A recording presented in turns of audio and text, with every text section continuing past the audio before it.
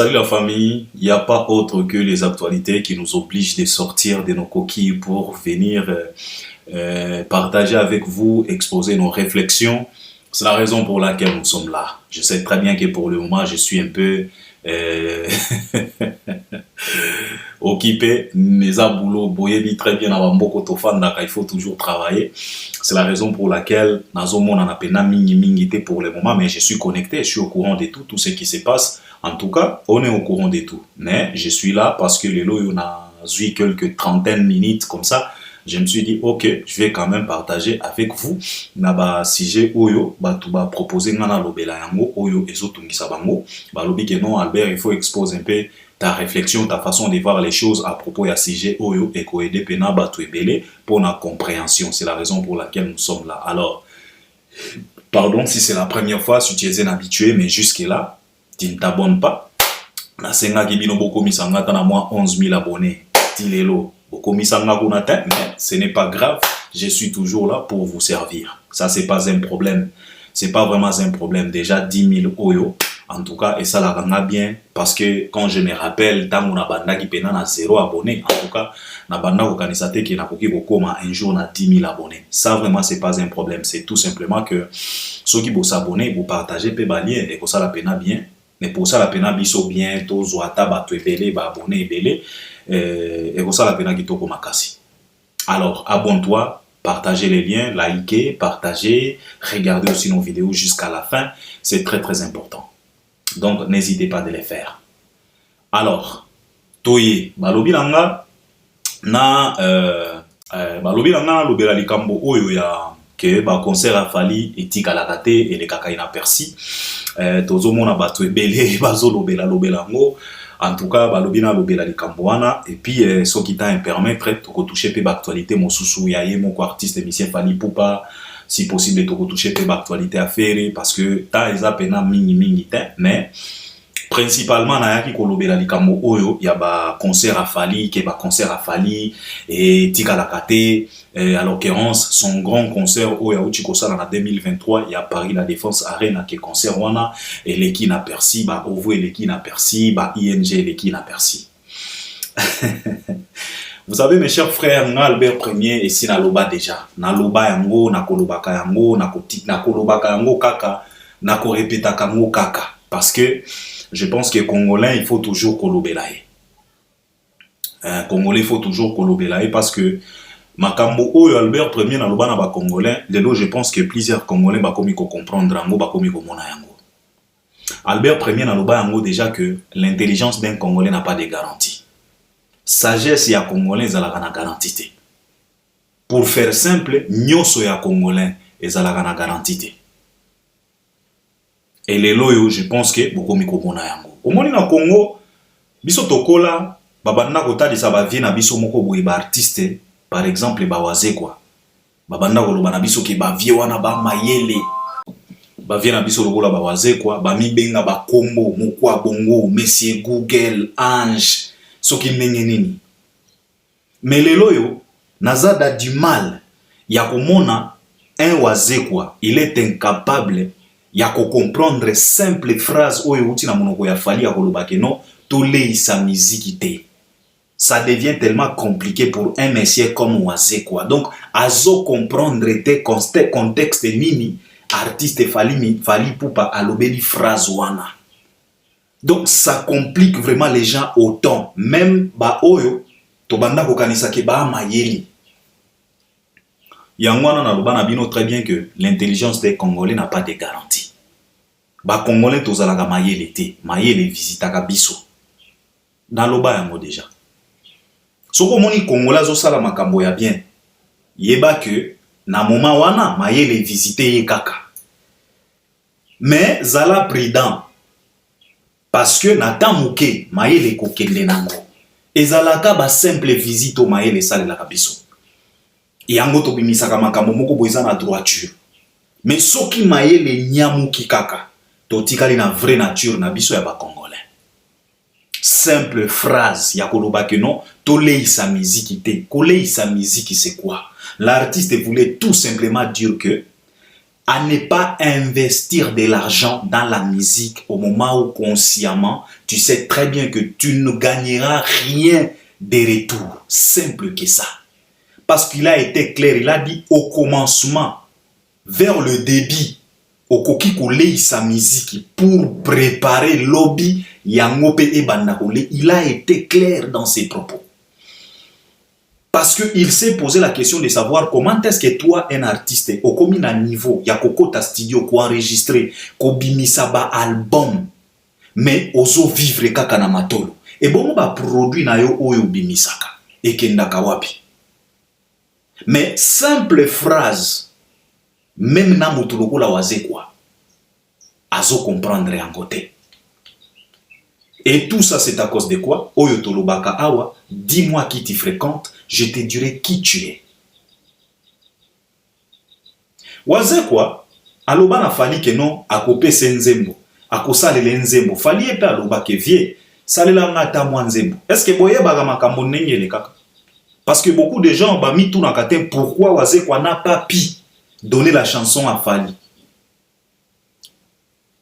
Ceux qui se rappelaient bien, na moment où Waze quoi banda se préparer pour apesa a comme la Fali nzembo, neto monaki vient abiso avatar yanke Kofi Olomide akenda ki mbangwe pa Waze quoi réconciliation babimisa au pire makambo elala ti ndenge tokomi komona Waze quoi komi lelo boy. Tu vois Kelly Charleston ndeko mombali oyo aloba likambo wana efandanga na mutu. Kelly Charleston aloba que dans notre république tobenga bato ebele ba grand parlo yenge lelo nde na mona kakepena topesa bato ba respect totia bato ba bisika oyo il fallait même pas.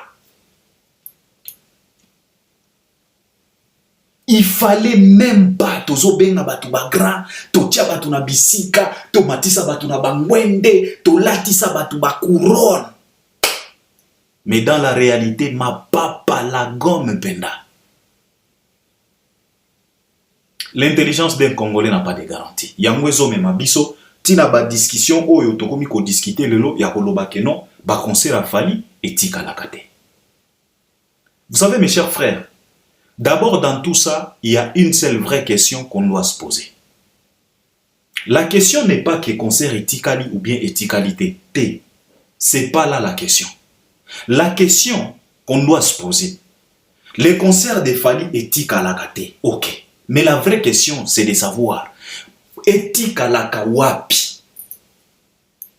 Ce qui a besoin de concert etika la. Mais on doit se poser la question, concert ekotika la wapi, na support nini, na bisika nini, na enregistre nini. Ekotika la na système nini, banani bakobeta masolo nango. C'est ça, des vraies questions qu'on doit se poser. La vraie question, ce n'est pas de savoir que concert éthical ou bien éthicalité. Non. La vraie question qu'on doit se poser, c'est de savoir concert éthicali wapi. Osala ka musique na yo wapi, osan enregistre nini ya musique pour que musique na yo éthicala wapi. Je prends un exemple. Na Congo, boza na katiere na bino edingwe. Sikoyo bakomba ya edingwe bozo luka yango na kacha américain na ndenge nini parce que kuna bokokuta yango te ekotika la kuna te parce que edingwe azana kati enregistre ya kachi ya awa États-Unis te soki boluki The Rock par exemple ou bien Hulk par exemple bokokuta ye na registre ya bakachi ya États-Unis mais soki ozo luka kombo ya edingwe kende na ministère ya culture soki ministère ya lit soki nini kuna na Congo nde bisika okokuta edingwe. Mais le problème des Congolais aujourd'hui, les Congolais on mélange tout sauf rien. Oh ba concert a Fali etikala kate etikala wapi parce que les concerts de Fali You Arena Ovo ING ce ne sont pas les concerts oyo kokuta na registre ya ba concert ya ba Congolais. Non. Ce ne sont pas des concerts oyo ebetami na format ya ki congolais, non. Mais bino batu sikoyo bozo vivre na format ya ki congolais. Yango wana bozo kanisa keno ba concert a fallait ethically. Mais le problème est que koyeba ethically wapi na registre nini na support nini. Tokolukisa yango wapi. Les images ya ba concert a fali. Tokolukisa ngwe pa ya Virginie Mankwangala. Tokolukisa ngwe pa ya Jazz Kamumvulumba. Tokolukisa ngwe pa ya Tidinet. Tokolukisa ngwe pa ya Mumbaya. Tokolukisa ngwe pa ya Albert Premier. C'est ça le problème. C'est là où les gens ne comprennent pas. Et beaucoup comprendre yango te parce que eza na niveau na binote. Fali n'a pas joué ces concerts-là. Na format na biso ya kikongolo congolais te. Abeti ba concert wana na format ya mindele.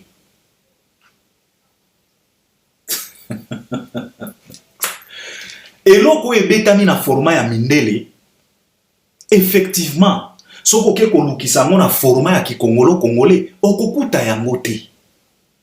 Et tu as raison de dire que no ba concert a fallait tikala te. Effectivement, parce que ça enregistre mon côté. Boza na kati ya mondo moko te, yo za na monde ya baloko, monde ya mangala, mais fali aza na monde ya mangala te. Prevane, toza na artiste moko alinga beta awa na France na Adidas. Bino moko botali etekemeli ya batike na ye. Lolenge nini ba procédé po bateka ba billet. Et puis bo comparer na etekemeli ya ba billet ya ba concert a fali. Bino moko boko comprendre qu'il y a pas match, eza des mondes. Alors le problème est ça que concert ya mondo yo yo zo lukisa ngo na mondo yo okokuta yango te. Il faut olongwa na mondo yo okoma mutu ya mondo yo po okuta concert a fali. Ayo eza ba réflexion moko ya kafu boko kokate. Parce que biso Albert Premier to sakanaka te. On est tellement averti. Concert a fallu tikala kate. Effectivement. Eko tikala nanda kuno ndenge nini. Yo za na bikok. Ba concert a fallu za ba concert a ba format ba château. Okokuta concert wana ndenge nini. Eza na matériel oyo okokuta na château mais okokuta ngo na bikok te.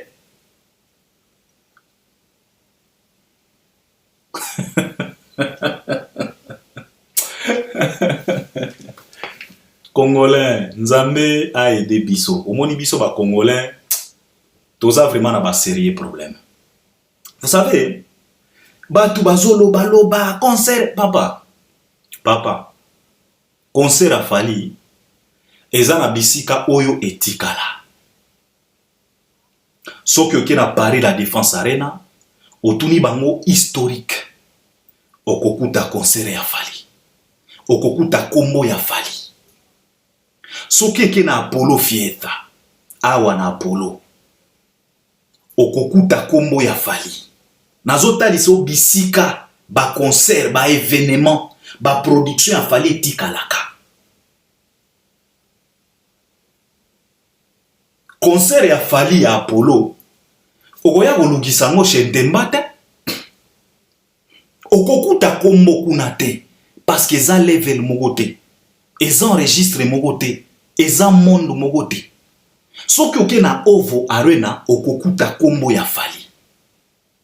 Akota deja na historique afanda kuna.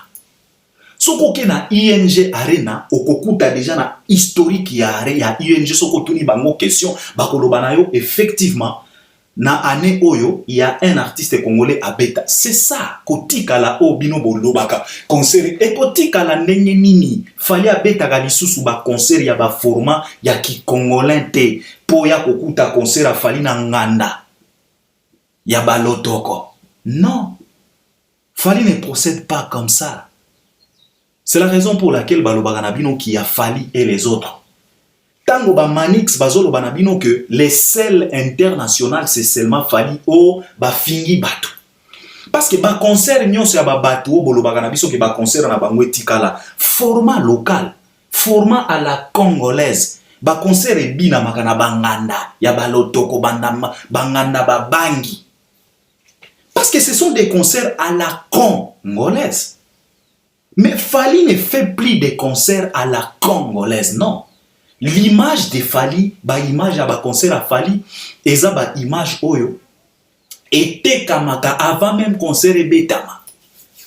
Et koleka na ba Canal Plus, et koleka na ba Netflix, et koleka awa. Donc, papa, balukisaka mpuku na savane.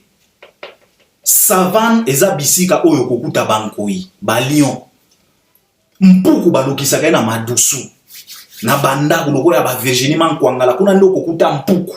Bandaku lokola ya ba gas Kamumvulumba, kuna ndo kokuta ba mpuku. Yo oke kolukisa mpuku na savane.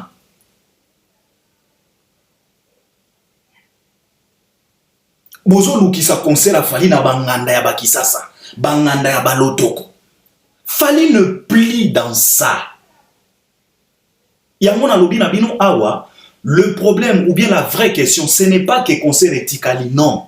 Etikali wapi, na support nini.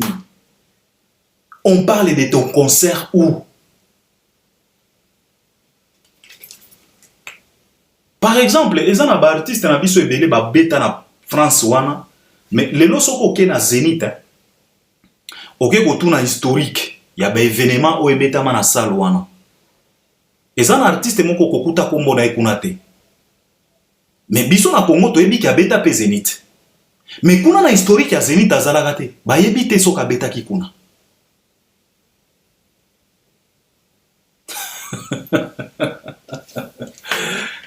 Kotikala, ce n'est pas ça le problème. Le problème c'est de savoir batiki on a support nini. Histoire na yo ekomama wapi. Babeta kama solo na yo wapi. Soki ba concert ba jibe ndenge bolobaka ya ba wera ya ba kofi, babeta kango na banganda ya Fally, babeta kango na banganda te. Babeta kango na ba chaîne internationale ou bien internationaux si je peux le dire. Eza likambo ya support, eza likambo ya bisika. Basolo laka yo wapi. Makambo na yo etikalaka wapi. Par exemple, na 2020, Fally Ipupa a beti na Hôtel Accor Arena devant 20 300 personnes. Batumbi Gare Lyon. Gare Lyon wana batumbi. Ba Marie Le Pen, ba Telema po ba lobela likambo wana. Ba Macron ba lobela. Ba homme politique nyonso ya France ba lobela likambo. Gauche lobela, droite lobela. Ba français nyonso ba lobela. Mais okomona moi microbe moko boye azolinga faire comprendre yo que non concert a Fally etikala ou ozoluka yango wapi. Bazo beta masolo ya concert a Fally na France. Ba Le Pen ba Telema ba lobela concert. Ba Macron ba samba. Ba maire ya ville ba samba. Yo ozoloba ke non, yo ozolinga sikoyo concert a Fally ba kende ko beta masolo na ngona banganda balotoko. Na banganda ba diamba. Vous n'êtes pas sérieux, vous les Congolais, vraiment. Hein? Kombo ya edingwe ozoluka ngona catch américain. Okokutango.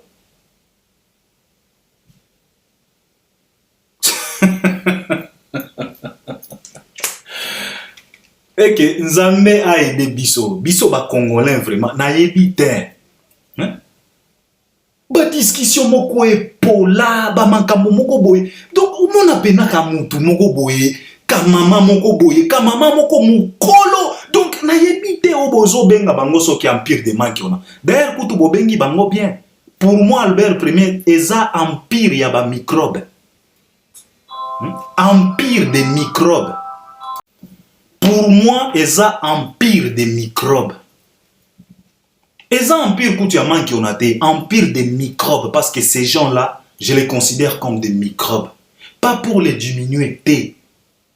Eza kaba qualificatif parce que leur façon de procéder, leur façon de réagir, c'est comme les bactéries, c'est comme les microbes, c'est comme les amibes. Parce que notre industrie, nazwa kango lokola appareil digestif. digestion, notre industrie. Et ça, le rôle appareil digestif. Alors, le microbe, les bactéries, bazalakawana, bascaris, batenia, bazalakawana, pour ne déranger digestion na biso. Alors, tout babatuana nyonso, bazalakawana, pour ne kaka déranger industrie na biso. C'est la raison pour laquelle moi, na zouakabango, le rôle là microbe. Pour moi, ils ont des empires des microbes. Tout babatu nyonso wana. Oh, ba concert a fallu etikala raté. Olinge tikala na ndako wa papa na yo. Parce que ba concert a fallu eza na format ya ba congolais. Eza lokola film ya Avatar. Ozo lukisa yango na sila soki sila production. Okokutango. Okokutango. Eza lokola Wakanda, film lokola Wakanda, oke kolukangona o Bellevue Production. Okokutango.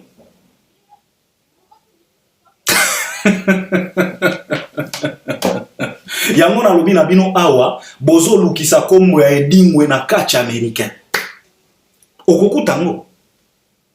Bon lukisa ba concert a Fali na banganda te parce que Fali ne fait plus ce genre de concert na format ya ba congolais te. Fali azosala ba concert na ye na format ya ba international ou bien internationaux. C'est la raison pour laquelle na ba plateforme nyonso international, na bisika nyonso international, na ba système nyonso ya international, tu retrouveras les concerts de Fali. Prévané, ces concerts-là, ils ont la nominer. Aujourd'hui, on parle de la nomination na les flammes. Il y a concert, il y a Fali.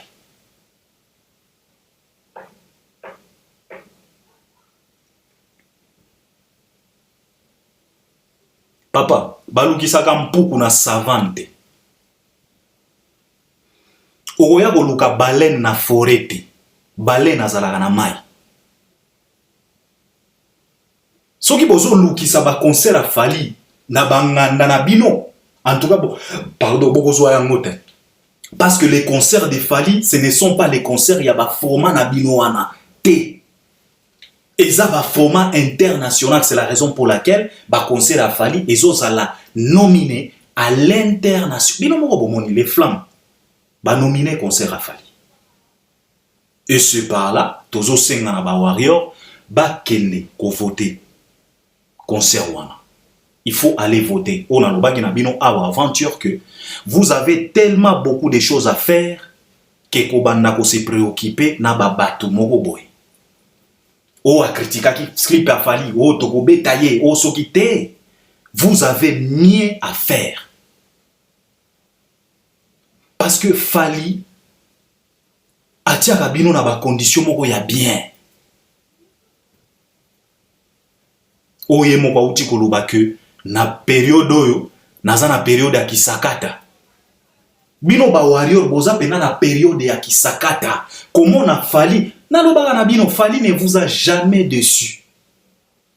Tala bisika ba concert et artiste na bino ezokende kozala nominé. Banda musique ya Congo e banda. Banda ba congolais ba beta ba concert. Concert ya liboso ezala nominé à l'international. Mais okomona tu ba microbe moko boye bazolinga sikoyo concert wana ba beta ngona banganda balotoko na bakisasa. Bon, mon bas niveau. Yango na lobi na bino que le problème ce n'est pas que concert etikali, non. Le problème est koyeba etikali na support nini. Bazo beta masolo ya concert na yo wapi. Concert na yo e beta na format nini.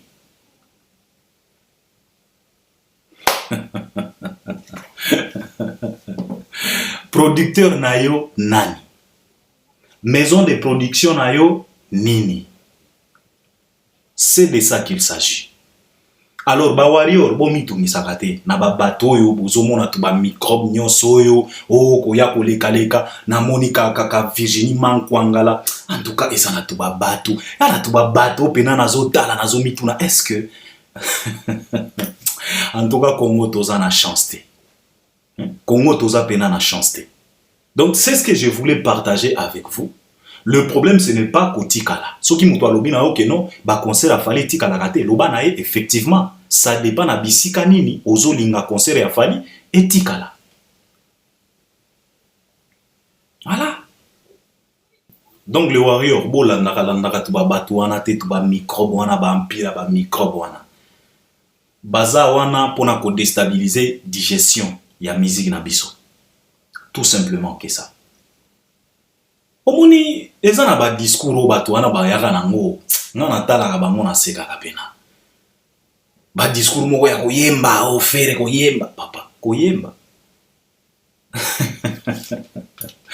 parce que moi nga na komi komituna comment un soi-disant grand chanteur, ce soi-disant grand chanteur à côté na studio et tout autour de lui il a rassemblé plus de 20 artistes et musiciens. Et rassembler plus de 20 artistes, cela veut dire que tu rassembles plus de 20 voix différentes. Donc, bah, voix ou éco-canité. Parce que quand il y a 20 artistes, donc, aux appels, 20 voix ou éco-canité. Parce que Soleil ou Angazana voix naïe, Miel de Soazana voix naïe, déplique donc. Tu es là, un grand chanteur, soi-disant. Tout autour de lui, il se retrouve avec plus de 20 autres artistes. Et quand on parle de 20 autres, on parle de 20 styles de musique. Bokotisi yango studio. Boyembi. Bogangie. Bobimisi 41 chansons. Botiango na marché. Ata nzembo moko te ezokoma na cheville ya Marlène Ntessa. Et vous allez nous dire que c'est vraiment un grand chanteur. Un grand chanteur qui tout autour de lui, il a parvenir à solliciter plus de 20 autres chanteurs. Et ils ont enregistré un album avec plus de 18 featuring, soi-disant. Album pe ebimi. Mais eza dans nzembo moko te. Oyo eza na cheville ya Marlène Ntessa. Nzembo eza na formule 7. Et vous allez nous parler de chanter. Quel chanter? Ils ont chanté quoi? Qui est-ce qu'ils ont chanté? Oyo et captivé Batouté. Ils ont chanté quoi au final?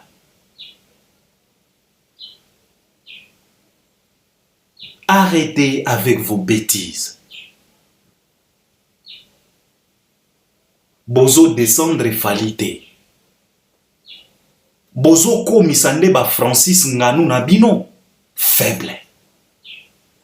Omoni ndenge bakosaki Francis Nganou, outi na ba MMA na yo kuna okanisi ke non boxe anglaise eza lokola ba MMA. Oye na ba brutalité osui kuba apa punch moko omoni monde tourné KO debout. Lelo ba fere ba Francis Nganou. Bokosama trop ke boza ba grand chanteur, ke boza ba prêtre, ke boye. Concert ya pamba na Adidas 9000 places. Et salibino basi. Makelele ba stratégie ke zongi ba bieti na banganda ba bieti na ba salon de coiffure 9000 places ya pamba.